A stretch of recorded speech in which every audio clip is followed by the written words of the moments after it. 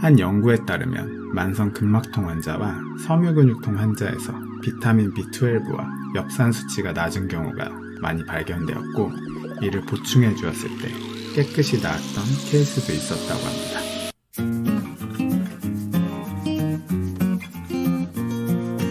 안녕하세요, 덴티장입니다. 저번 시간에 이어 이번에는 턱관절에 좋은 음식과 영양소 편을 준비했습니다. 오늘 영상은 파트 1과 파트 2로 나뉘는데요. 파트 1은 턱관절 질환 완치를 위해서는 통증이 없는 기간이 반드시 필요하다고 했죠.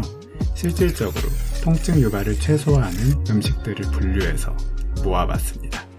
파트 2는 턱관절 질환 자체를 개선시킬 수 있는 영양소를 다루어 봤고요. 파트 1부터 바로 들어가 봅시다. 턱관절 음식 섭취의 기본 원칙은 본인이 느끼기에 통증이 없으면 섭취해도 된다는 점입니다. 하지만 객관적으로 아무리 연한 음식을 먹어도 통증이 느껴진다면 그 음식은 피해 주셔야 된다는 거죠.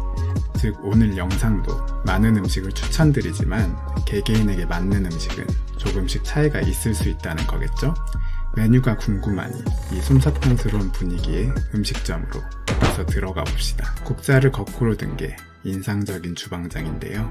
이 셰프가 탄수화물 보충을 위해 추천해주는 음식은 바로 크러스트가 없는 부드러운 빵, 푹 삶은 파스타, 짜장면 등도 의외로 턱관절에 크게 무리를 주지 않습니다. 오늘 탄수화물 파티 제대로 한번 해보자고요. 본인이 느끼기에 일반적인 쌀밥을 먹어도 통증이 느껴지지 않는다면 국, 찌개 등과 같이 드셔도 무방합니다. 단백질과 지방 등은 어디서 섭취하는 게 좋을까요? 콧구멍과 눈 크기와 똑같은 주방장님이 추천드리는 음식은 바로 계란입니다. 두 번째로 닭은 잘게 썰어 드신 게 좋고요. 사실 계란은 어떤 조리법으로도 요리를 하셔도 턱관절에 무리가 안 가는 훌륭한 음식입니다. 바다 요리들 중에서는 게살, 참치, 생선도 좋고요. 다만 생선도 잘게 썬 게 좋습니다. 두부와 치즈는 누가 봐도 턱을 거의 안 쓰게 생겼죠. 푸릇푸릇한 채소는 조리법에 따라 영양소 파괴가 달라지기 때문에 조금 더 디테일하게 가야 되는데요. 양파유정님의 레시피를 기대해 봅시다. 시금치는 영양소 파괴를 막기 위해 살짝만 데치되 즐길 수가 있기 때문에 잘게 잘라 드시고요.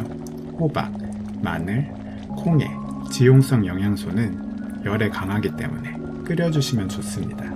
특히 마늘의 발암물질 억제 성분인 알리시스테인은 끓였을 때 그 양이 많아집니다.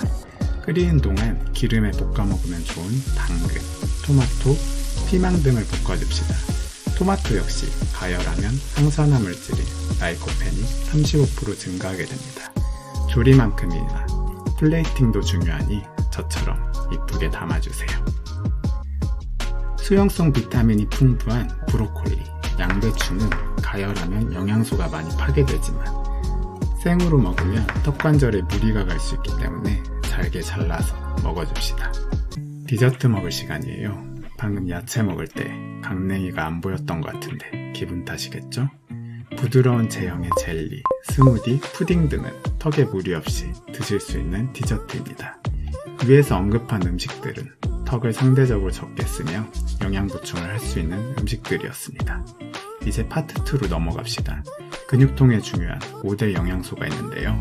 비타민 B1, B6, B12, 엽산, 비타민 C입니다.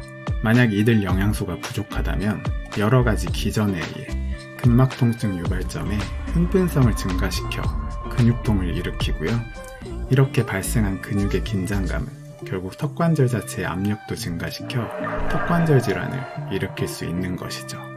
위 5가지 영양소는 노인, 임산부 또는 수유부, 알코올 중독자 또는 약물 중독자, 심하게 아픈 사람, 그리고 우울증 환자에게 부족하기 쉽습니다. 참고로 비타민 A는 훌륭한 영양소이지만 과량 섭취할 경우 뼈와 관절의 통증과 심한 박동성 두통을 유발하니 참고해주세요. 그럼 위에서 언급한 영양소 5가지를 하나씩 자세히 살펴봅시다. 비타민 B1 혹은 티아민이라고 부르는 이 영양소는 신경전달물질 합성, 갑상선 호르몬의 효율성을 증폭하는데요. 둘 다 에너지 대사에 중요한 역할을 합니다. 뿐만 아니라 부종, 변비, 이명의 효과적인 영양소로 기름기 없는 돼지고기, 콩, 간, 달걀, 생선에 풍부하게 존재합니다. 여기서 주의할 점은 100도 이상 가열하면 영양소가 파괴되기 쉬우니 튀기면 안 되고요. 굽는 온도가 증가할수록 비타민 B1의 함유량은 감소하게 됩니다. 또한 마그네슘이 결핍 시에 비타민 B1의 흡수량도 감소하니 마그네슘 섭취도 같이 신경 써주셔야 합니다. 다음은 피리독신이라고 부르는 비타민 B6, 단백질 대사에 중요한 역할을 하는데요. 만성 근막통증 환자와 우울증이 있는 환자에게 결핍이 흔하다고 합니다. 이때 대용량의 비타민 복용 시 좋아졌다는 연구가 존재합니다. 주로 간, 닭고기 흰살, 콩, 우유, 바나나에 풍부하게 존재합니다. 다음은 코발라민이라고 불리는 비타민 B12, 세포 분열에 필요한 DNA 합성을 통한 정상적인 성장과 조직 회복에 쓰이고요. 단백질, 탄수화물, 지방의 대사에도 쓰이고요. 그리고 내인성 엽산의 재생산과 엽산을 세포로 운반하고 저장하며 이 엽산은 뇌의 발달에 아주 중요하고 출생 후에 뇌의 정상적인 기능을 위해서 필수적입니다. 엽산이 과잉이거나 부족할 시에 중추신경계의 흥분성이 증가되고 부족할 시에 말초신경병증도 일으키게 됩니다. 이 짝꿍과 같은 비타민 B12와 엽산은 혈액세포의 생산에도 관여하게 되는데요. 만약 부족하게 될 시 혈액세포의 생산량이 감소하게 되고 혈액세포는 산소를 근육에 전달하고 산소는 우리 몸의 에너지 대사에 필수적인데 그 양이 부족하게 될 시 저산소증이 일어나 근육통이 유발될 수 있는 겁니다. 뿐만 아니라 불면증, 우울증, 피로감, 자주 춥다고 느끼게 됩니다. 이러한 불면증과 우울증, 피로감은 턱관절 근육통을 만성으로 지속시키는데 크게 관여한다고 제가 여러 차례 언급했었죠? 한 연구에 따르면 만성 근막통 환자와 섬유근육통 환자에서 비타민 B12와 엽산 수치가 낮은 경우가 많이 발견되었고 이를 보충해 주었을 때 깨끗이 나았던 케이스도 있었다고 합니다. 엽산은 브로콜리, 양배추, 간 등 동식물에 고루 분포되어 있지만 비타민 B12는 우유, 연어, 계란 등 주로 동물성 식품에 많이 있어 채식주의자들은 비타민 B12 결핍에 주의하셔야 합니다. 마지막으로 비타민 C입니다.